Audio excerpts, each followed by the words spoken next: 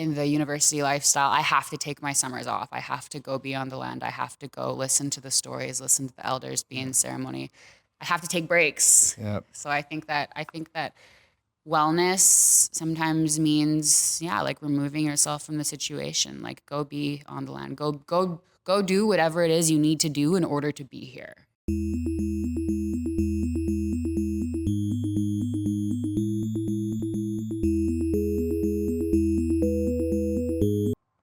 Hello, everyone, and welcome to another episode of Culture Bytes. I am one of the hosts, Jordan Robinson, and I am from the Haisla Nation in New Channel Territories, and I'm also a graphics and production specialist with the Indigenous Youth Wellness Team, and I'm glad to be back hosting the podcast and working with the Indigenous Youth Wellness Team. Looking forward to this season very much. And today we have a very special guest. Hello, everyone. My name is Tarene Thomas. I'm from Enoch Cree Nation and the northwest coast of British Columbia. So I'm Cree, Gitxsan, Tahltan, and Haisla. I grew up in Enoch Cree Nation and moved away when I was about 16, 17. I moved to Edmonton for my undergraduate degree. Then I moved to Vancouver in 2019 for my master's, and then COVID happened, and now we're here. That's a little bit about me. Dude, how much did I know it's kind of a horror story for a lot of people, but how did COVID affect your schooling life? It impacted me quite a bit. I mean, it was my first time moving away from home. Growing up on reserve, I had lived in the city for about 3 or 4 years before I decided to move to Vancouver. So Edmonton is quite close to Enoch. So it takes about like 15, 20 minutes to drive closer now because the city has moved so much closer to the res. But I always had home right there. So when I moved to Vancouver, it was completely different. Like I couldn't just call my uncles or my dad or be like, hey, like, can you drive me here? Can you pick this up for me? Come help me put this together. I was in a brand new city. I didn't really have much family here. I had my one cousin here who I love, who I was just visiting up north. But other than that, I was here all alone, and then the pandemic happened, and I was actually living quite close to here in an artist lodge. I was living in the Squatch Eyes Artist Lodge, so I was surrounded by other Indigenous artists, which was really nice. But it definitely, it became really dark, and I was doing my Masters of Fine Arts and Creative Writing. So a lot of the program was designed to be in workshops with other writers, workshopping each other's work, and that turned into an online platform whereas in person you'd be able to talk about your writing and your work and what inspires you and get people's body language, feel people's energy. Yeah. Whereas over a screen you don't really get that, and you get a lot of blank faces and people not really being inspired to talk about their work online. So my master's program shifted a lot. I still really enjoyed the program. I was very, very lucky. I got to work with Billy Ray Belcourt as my thesis advisor, and he's a prolific, amazing writer. One of Canada's best, if not the best, Indigenous writer of our time, I feel like. So I was trained by him, and I'm really thankful for that. But the workshop experience completely changed, and then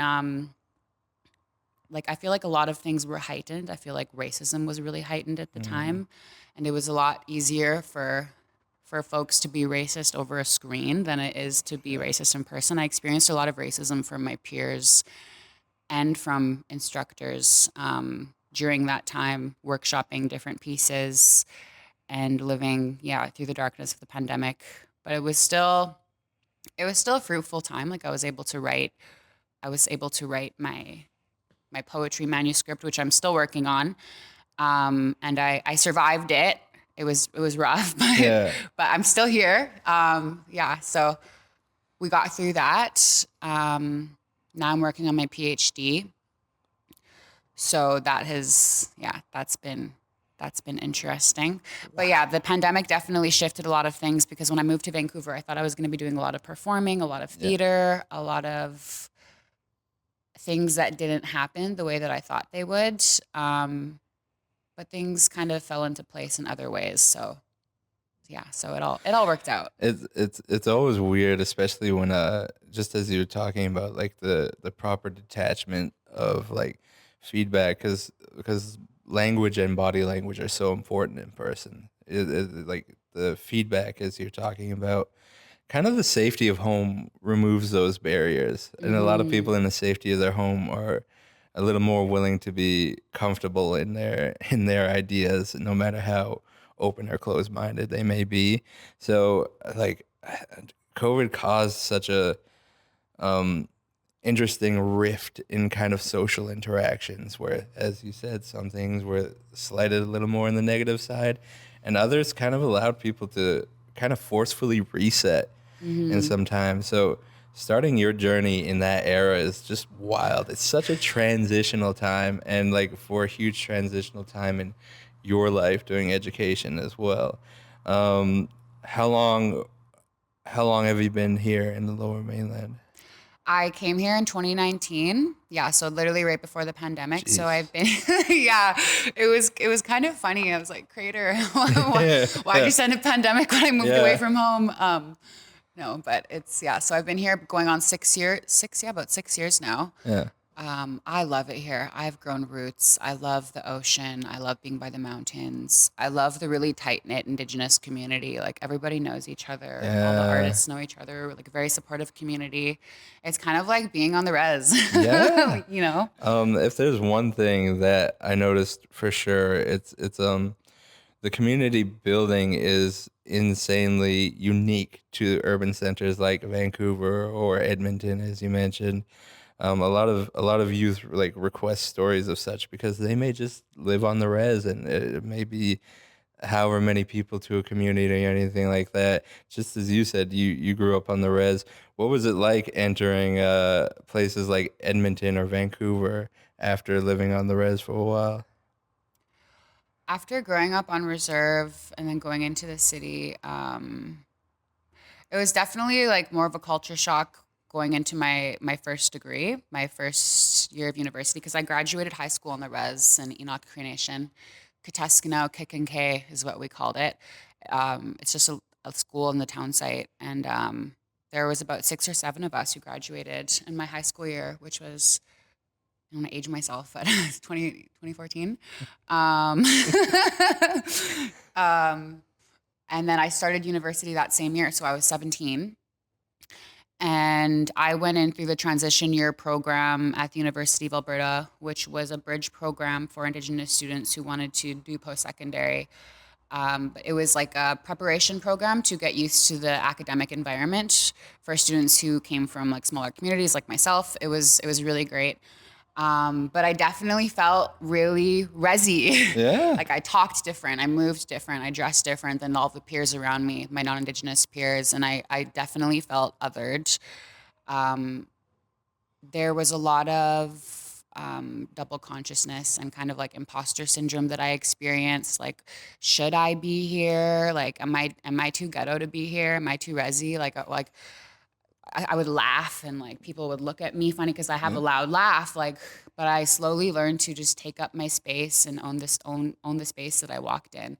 It definitely took. I still struggle with that. It took me a long time. But yeah, I definitely felt othered, but I got used to it. And then I was proud. I was proud of being from the res and having a big auntie laugh and, like wearing beaded earrings and moccasins and taking up space in classes Yeah. and not being afraid to raise my voice or be in conversation with other students. It definitely, yeah, it took time and I still struggle with it, but yeah.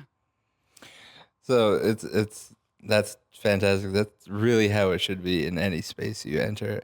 I know in our workplace too, we've had stories where sometimes it may be like y'all are laughing a little too loud or a little too much, and it almost feels like a silly complaint. But I mean that's how we gather. That's how we do anything. It's you're supposed to be able to laugh. I Mhm. remember like even situations where people gather or community gathers for difficult times, and it just kind of erupts into laughter sometimes. it's Yeah. it's kind of how we our elders used to say always laughter is medicine, and Mhm. everyone says that, but man, especially in difficult times. Just laugh out loud. Um, so, education. Uh, is this the path that you chose from? How did you end up on this journey? Like, what decisions kind of led to your your choice in the educational journey? That's a good question. My my parents never went to school. Nobody in my family really pursued post secondary, aside from my dad's younger brothers, the twins, Tyler and Tyson. When I was a little girl, my parents would always call me cabbage ears. I actually have elf ears. I have pointy ears. My friend Kwana likes to say that one creator sent me down here, grabbed me by the ears and said, "Listen this time," pushed me down. Yeah. But my parents would always tell me I had cabbage ears. I'd be listening to everything and repeating everything. So I was always a really good listener, and I would always like bust in on the adult conversations. And when my family was talking about politics, I'd be Yeah. there listening, thinking, inquiring. So I feel like I was always kind of like a young scholar, a young thinker. Um, I was always writing. I was always writing in my journal. I was always reading books. My parents wouldn't buy me books, so I'd steal them when we went to the city Love it. from Walmart. Love it. Put them in my bag. It's Yeah. awful. Sorry. I'm sure Walmart doesn't I'm have sure, hurt yeah, they're feelings not over missing that. No. nothing. It was put to better use. But yeah, so I always had a lot of questions. I was always asking a lot of questions. And my uncles Tyler and Tyson, they were working on their Native Studies degrees when I was a little girl, and I would listen to them talking about what they were learning in school, and I was in love. I was in love with reading, with studying, with looking at different ways that colonialism was impacting our people. It helped me understand a lot of the root causes why there were so many issues in my family. It helped me understand the world, and I guess be it more at peace with myself and my surroundings and the trauma and addiction that I saw around me. When I was able to understand it and understand where it came from, I felt more at peace with myself and my spirit. So I think that I've always asked a lot of questions of the world, and school has kind of just helped me answer those questions. I know there's like a lot of different ways to acquire knowledge and to accumulate knowledge. School was just one of the ways that was ready and accessible for me. So I kind of just gravitated towards it on my own. Um, I remember when I was in my final year of high school, I was thinking, okay, like, what do I want my life to be like? I already knew then that I was going to get an undergraduate degree and that I would want to do a master's and probably eventually a PhD. I didn't know that it would happen this soon, but I kind of always saw that path for myself. And I definitely didn't want to work at the band office. That was out of the question. So I was like, Yeah. I'm very fortunate to be from Enoch Cree Nation. They've made a lot of really good business decisions and are able to fund my education. So shout out to Enoch. Um, so I've been very fortunate to be able to have access to an education. Whereas there, if there were like more barriers, maybe it would be more difficult. So I like recognize my privilege in that. But yeah, I kind of just gravitated towards it on my own. I've always been asking questions and wanting answers to those questions, and school was one of the ways that I was able to go about that journey. Yeah. There's a lot more unknown than known. So if you're somebody who asks a lot of questions, it's kind of like a never ending journey. But you kind of get addicted to the not information but the knowledge. It's um when that's amazing, first of all, that you knew it from such a young age. And I might be dating myself too, but I graduated in 2006, and back then I was like, I'm definitely not continuing school. I see no journey along that path, but it happened much later. So you could return anytime, and that's kind of the beauty of it.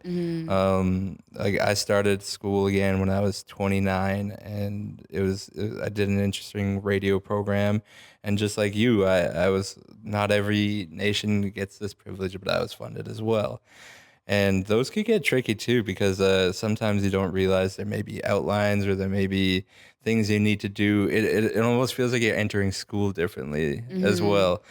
With mine, I still had to get teacher, instructor, but I always call it like a teacher pass. So I had to bring a form in to my instructors and be like, "Can you sign it saying I'm attending properly?" and Mm-hmm. send it off back to my nation. So there's stipulations to having the money, but it feels tricky when you know a lot of other people are out of pocket Mm-hmm. for education. But it made it feel different to me. It made it feel like it was a job in a sense, like it's my duty to learn and to be present. Because there are some people I was like, I was unsure of uh, what they were doing in the place, especially when they're paying for it. Because some people just didn't care, but I let people know out the gate. I Mm-hmm. was like, I'm funded here, and so it's my job to kind of show up and be present and learn and try to pass. Because I was also with a lot of younger people, and some people were a bit more privileged and things like that. So I was just kind of upfront with it because the education journey feels different when you don't know like where am I going to go to school? How do I get the funding for it if there's no tribal funds or anything like that? And then like how do you continue? It's it's a lot of forms Mm-hmm. essentially.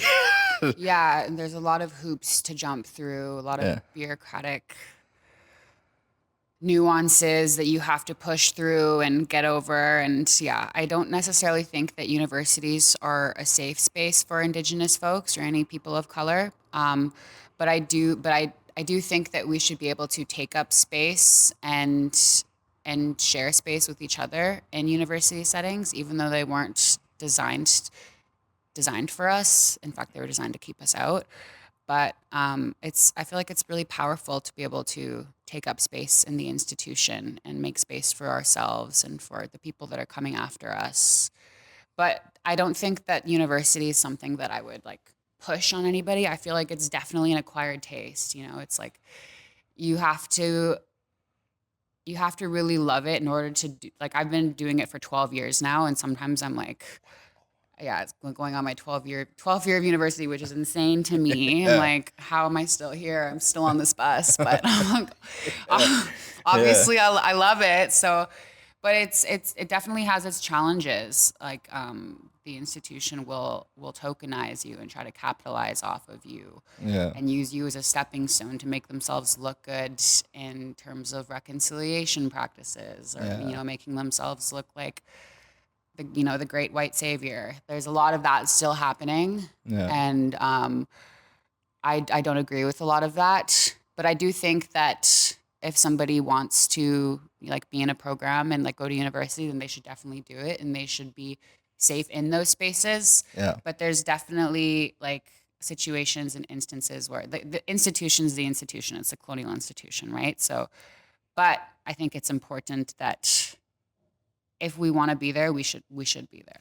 And you should be there as yourself. Like Mhm. there's certain ways you kind of have to form yourself to learn on your educational journey. Like it's more of like a self forming, but fitting the institutional mode, and I'll just use the term institutional for things like universities who do tokenize, or like sometimes there's like a quota to fill, and Indigenous people aren't there to fill that. Mhm. We shouldn't be there to be a statistic or anything like that. You should want to learn what you want to learn. Mhm. And being on the journey for 12 years ain't no joke. That is.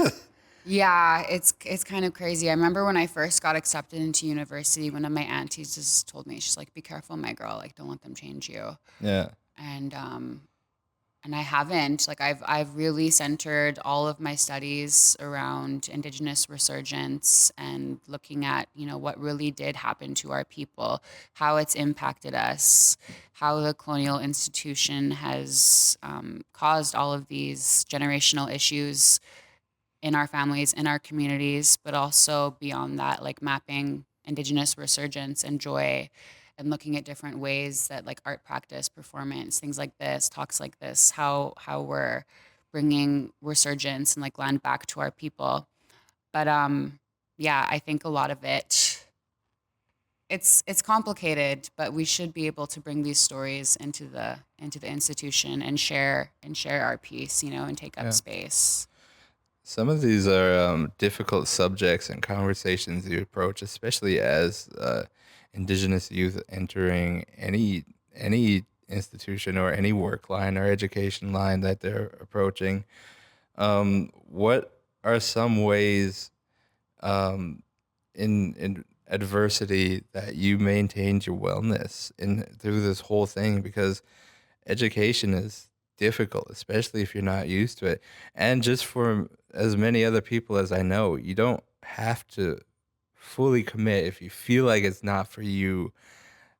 It just may not be. And that's Mm, allowed too. Like we're allowed to take a step back, or we're allowed to remove ourselves from spaces that we really don't think are welcoming us or anything like that too. I just feel like I have the need to put that out there because not everything's a full commitment. You're allowed to say no to things, mm, but um, in aiming towards more optimistic hope through these difficult conversations and institution or anything like that, colonized thinking. How did you maintain your wellness? What are some things that you did along this journey?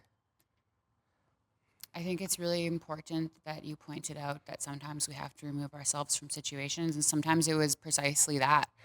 I just had to remove myself from the city into the bush a couple of Hmm. weeks ago because it was just too much for me. The PhD was too much. My seminars were too much. So we had a little the Thanksgiving break. I went up north to go visit my family, to go be in the mountains for a while. And I think a lot of what's kept me sane through this journey is like honoring my spirit and honoring my family, being like, you know, going back home, being on the land, visiting my family, like honoring those connections that I have to my ancestors and to the land. Every summer, we spend it along the Skeena doing salmon.